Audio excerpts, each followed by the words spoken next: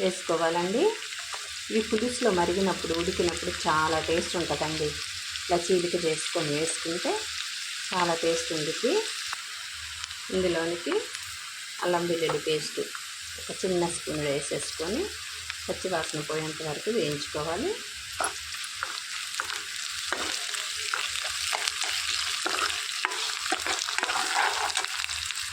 ఒక రెబ్బ కరివేపాకు కడిగేసి వేసేసుకోవాలండి.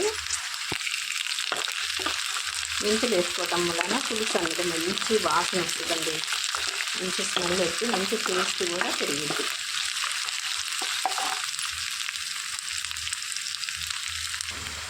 ఇందులో పసుపు వేసుకోవాలి.